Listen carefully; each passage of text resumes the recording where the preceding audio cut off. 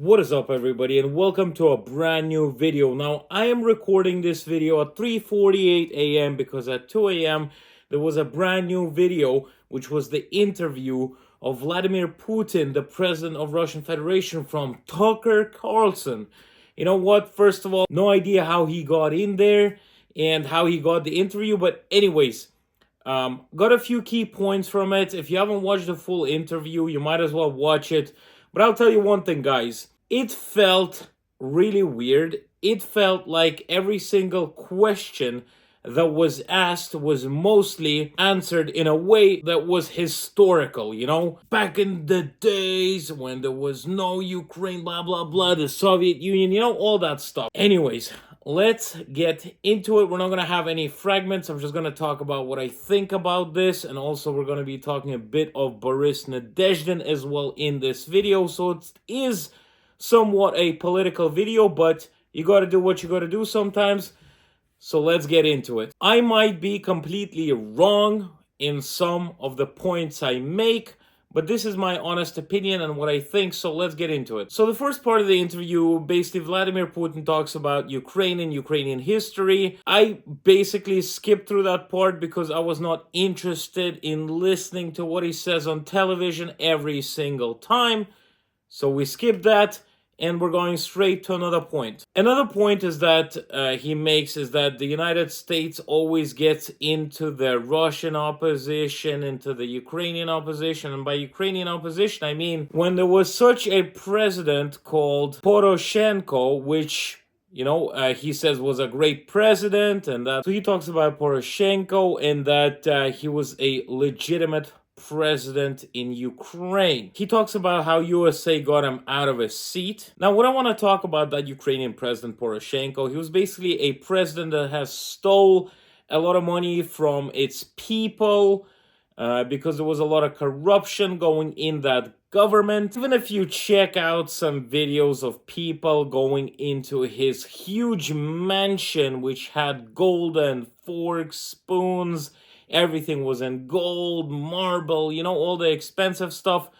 It was absolutely crazy. Now, not only that, he also had multiple, it was like 10, 20, 30, I don't even know how many luxurious cars, Rolls Royces, Ferraris, Mercedes, all that stuff from stealing from his country. So I'm not surprised that the Russian president thinks that it was the American government that overthrew the Ukrainian president at that time, but I'm pretty sure it was just the citizens that were absolutely fed up with what that president was doing, because I actually have a lot of Ukrainian friends that actually lived in Ukraine through that time. Even the guy that I know who lives in the same village as me, he also says that that guy was an absolute scum. He stole a lot of money. It was just unbelievable, a lot of corruption going on in Ukraine at that time.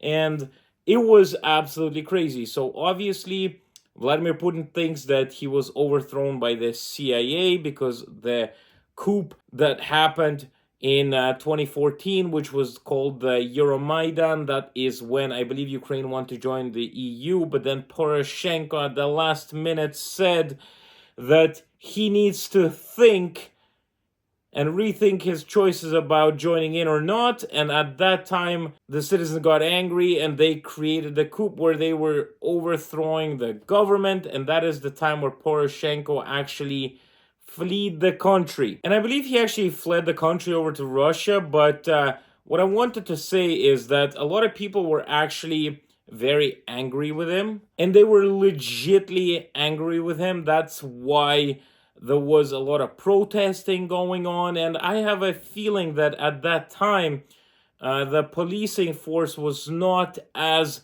great as in Russia right now, where they could literally get inside your brain and stop the protest before it even starts. So I have a feeling that Russia has took notes about the protests that happened in Ukraine and in Belarus, and they actually figured out a way of controlling the police force to settle down any protests or any ideas of maybe somebody who wants to start a protest or something like that. Also to get rid of the opposition before it even starts. Now, when Putin was asked about why he started the war in Ukraine, which is called a special military operation, he said that it is for denazification of Ukraine. And I was like, what do you mean? What sort of denazification does he mean? Well, he replied that the term denazification, in his own words, are getting rid of ideology of Ukrainian heroes, as he called them, that were helping out Hitler and the SS troops back in the day, basically. So he was saying Ukrainians were idolizing like people like Bandera. So basically the collaborators that worked with Nazi Germany. And he said that they started doing it because when the USSR collapsed, Ukraine tried to find their own identity, and that way they found their identity. He also talked about the fact when Zelensky was in Canada and the Canadian Prime Minister, I think the Prime Minister, I'm not actually sure, guys, it is literally 4 a.m. right now, when they had the Ukrainian Nazi in the parliament, remember, when everybody clapped at him. He also mentioned that. He was like, how is that even possible? When they said that this Ukrainian person in the Second World War has fought against Russia, and the only people fighting against Russia in the Second World War were the Nazi Germany. So he was like, how could you even think that that guy is a hero? So in that case, it was a bit weird that they called up that guy in the parliament. It was a huge mistake that they have admitted to. I obviously don't even know how you could make such a mistake, but the mistake was done. It was a horrible mistake, but it is what it is.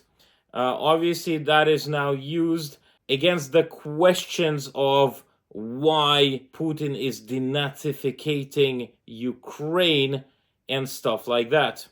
Now, also, I wanted to talk about different things. I'm not going to be talking about just the interview because there was a lot of things that were interlooping. For example, Putin said, well, he didn't actually say, but he was saying that he was twisting his words that the CIA blew up the Nord Stream because he said, who else would be able to go down in such depth and do such a controlled mission? He was talking on topics like that. I mean, if you want to watch the full interview, you might as well go on the Carlson channel on YouTube and check that out. But what I want to talk about right now is the way he was saying that, you know, oh, we Russians are doing this, that, denazificating and stuff like that. But I mean, the problem is we have elections coming up right now. And the problem is that all the other people except Vladimir Putin, that's the only person I know who is actually going to be in the presidential race, because the other people like Dunsova and Boris Nadezhdin were not allowed into the presidential race. Now, about Dunsova, you already know that she was not allowed in.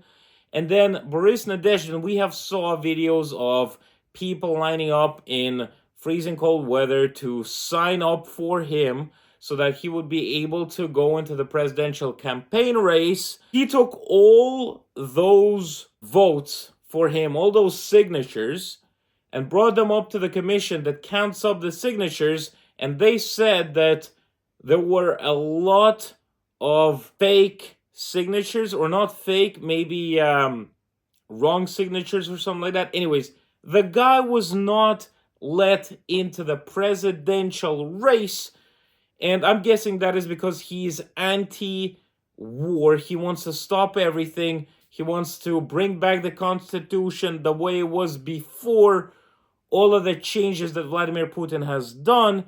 And obviously, he has a lot of support from the Russian citizens. Now, there's not much we could do. Boris Nadezhdin has said that he's going to be bringing this to court.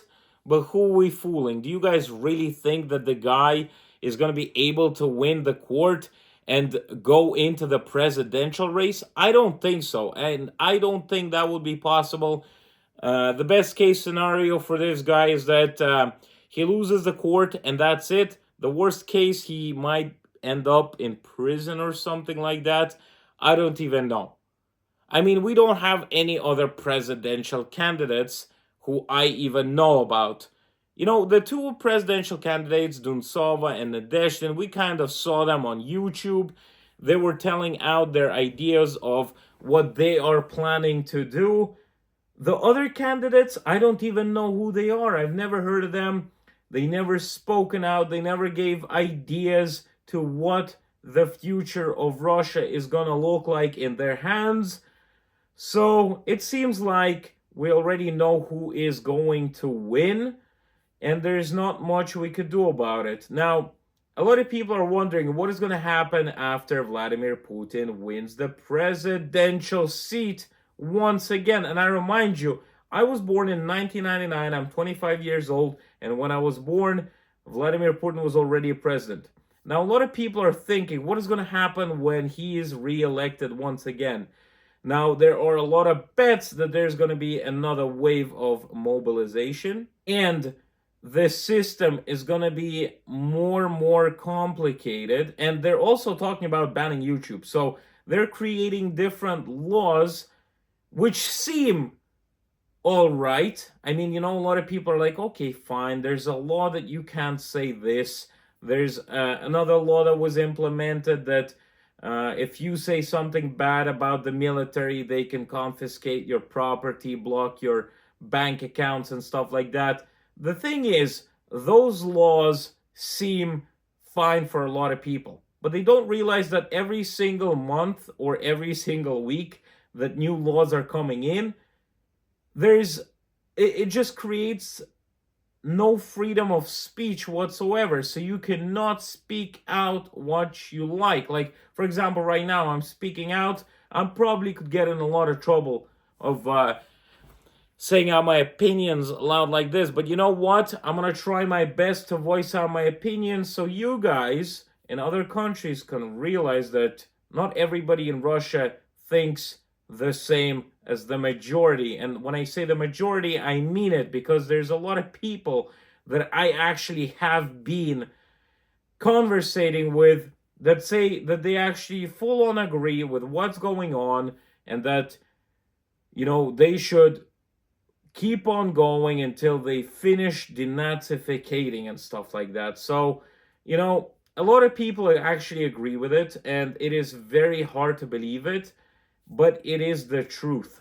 There's not much we could do about it. You know, I was talking about that with them, and there's just no way to prove them anything else, because they literally state whatever the state television says every single time. I would like to thank every single one of you with sticking with me. I really appreciate if you guys could click the subscribe button, press the like button, and comment on what you think about the interview, about the presidential race situation, and about the fact that there's absolutely no freedom of speech in Russia. Well, there is, until they see that you're exercising that and they send you to a Siberian gulag. See you later, guys, and I can't wait to see you subscribe and liking the video. Thank you very much. Have a good day, have a good night, whatever you're having, and see you later.